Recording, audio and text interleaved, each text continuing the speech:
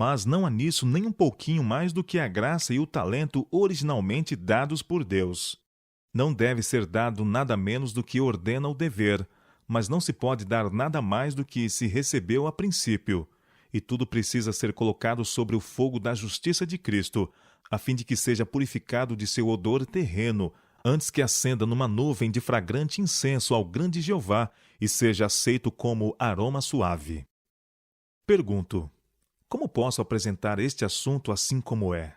O Senhor Jesus comunica todo o poder, toda a graça, toda a penitência, toda a inclinação, todo o perdão dos pecados, ao apresentar sua justiça para que o homem dela se apodere por meio de fé viva, a qual também é o dom de Deus.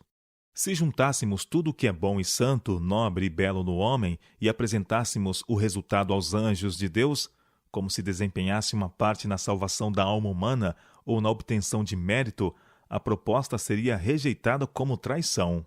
Encontrando-se na presença de seu Criador e contemplando a glória insuperável que envolve sua pessoa, eles consideram o Cordeiro de Deus, dado desde a fundação do mundo, a uma vida de humilhação, a ser rejeitado por homens pecaminosos e a ser desprezado e crucificado.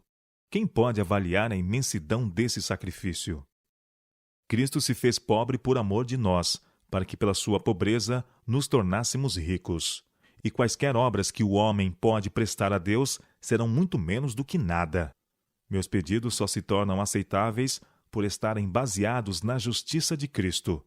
A ideia de fazer algo para merecer a graça do perdão é errônea, do começo ao fim. Senhor, não trago na mão valor algum, simplesmente me apego à tua cruz.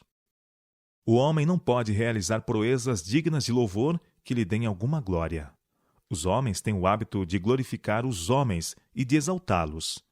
Estremeço ao ver e ouvir algo a esse respeito, pois me foram revelados não poucos casos em que a vida familiar e a obra no interior do coração desses próprios homens se acha repleta de egoísmo. Eles são corruptos, ignóbeis e vis, e nada do que provém de todos os seus feitos pode elevá-los diante de Deus, pois tudo o que fazem constitui uma abominação à sua vista. Não pode haver verdadeira conversão sem o abandono do pecado, mas não é discernida a grave natureza do pecado. Com uma agudeza de percepção jamais atingida pela vista humana, anjos de Deus discernem que seres tolhidos por influências corruptoras, com a alma e mãos impuras, estão decidindo seu destino para a eternidade. E, no entanto, muitos têm pouca compreensão do que constitui pecado e qual é o remédio. Ouvimos serem pregadas tantas coisas a respeito da conversão da alma que não são verdade. Os homens são ensinados a pensar que se alguém se arrepende, será perdoado, supondo que o arrependimento é o caminho e a porta para o céu. Que há no arrependimento certo valor garantido que compre o perdão para ele. Pode o homem arrepender-se por si mesmo? Não mais do que pode perdoar a si próprio. Lágrimas, suspiros, resoluções, tudo isto constitui apenas o apropriado exercício das faculdades que Deus concedeu ao homem, e o ato de afastar-se do pecado na regeneração de uma vida que é de Deus. Onde está o mérito do homem para ganhar sua salvação ou para colocar diante de Deus algo que seja valioso e excelente? Pode uma oferta de dinheiro, casas, terras, colocar-vos na lista do merecimento? Impossível. Há o perigo de considerar que a justificação pela fé concede algum mérito à fé. Quando aceitamos a justiça de Cristo como um dom gratuito, somos justificados gratuitamente por meio da redenção de Cristo. Que é fé? A certeza de coisas que se esperam, a convicção de fatos que se não veem. Hebreus capítulo 11, verso 11. É uma anuência do entendimento às palavras de Deus que prende o coração em voluntária consagração e serviço a Deus, o qual deu o entendimento, o qual enterneceu o coração, o qual primeiro levou a mente a contemplar a Cristo na cruz do Calvário. Fé é entregar a Deus as faculdades intelectuais, submeter-lhe a mente e a vontade, e fazer de Cristo a única porta de entrada no reino dos céus. Quando os homens aprendem que não podem obter a justiça pelo mérito de suas próprias obras e olham com firme e inteira confiança para Jesus Cristo como sua única esperança, não haverá tanto do próprio eu e tão pouco de Jesus. Almas e corpos são maculados e poluídos pelo pecado. O coração é alienado de Deus. Contudo, muitos estão se debatendo em sua própria força finita para conquistar a salvação por suas boas obras. Jesus, pensam eles, efetuará uma parte da salvação e eles precisam fazer o resto.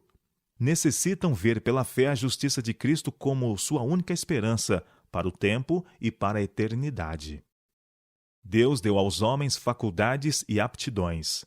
Deus trabalha e coopera com os dons que ele comunicou ao homem, e este, sendo participante da natureza divina e fazendo a obra de Cristo, pode ser um vencedor e ganhar a vida eterna. O Senhor não tenciona realizar a obra que ele concedeu ao homem poderes para efetuar.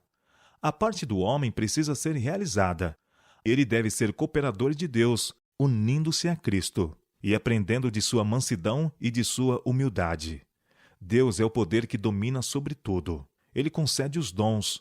O homem os recebe e age com o poder da graça de Cristo como instrumento vivo.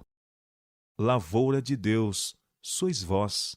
1 Coríntios capítulo 3, verso 9. O coração deve ser trabalhado, subjugado, arado, gradado e semeado para que produza sua colheita a Deus em boas obras. Edifício de Deus sois vós. Não podeis edificar-vos a vós mesmos. Há um poder fora de vós mesmos que deve realizar a edificação da igreja, colocando tijolo sobre tijolo, sempre cooperando com as faculdades e aptidões por Deus concedidas ao homem. O Redentor deve encontrar um lar em seu edifício. Deus trabalha e o homem trabalha. Precisa haver contínua apropriação dos dons de Deus para que haja a mesma distribuição espontânea desses dons. É uma contínua recepção e depois restituição. O Senhor determinou que a alma receba a nutrição dele, para que seja distribuída novamente na execução de seus propósitos. A fim de que haja uma efusão, deve haver uma infusão da divindade na humanidade. Habitarei e andarei entre eles. 2 Coríntios capítulo 6, verso 16. O templo da alma tem de ser sagrado, santo, puro e impoluto. Deve haver uma coparticipação em que todo o poder é de Deus e toda a glória pertence a Ele. A responsabilidade recai sobre nós. Precisamos receber em pensamentos e em sentimentos para dar em expressão. A lei da ação humana e divina torna o recebedor um cooperador de Deus. Ela conduz o homem onde ele, unido com a divindade, pode efetuar as obras de Deus.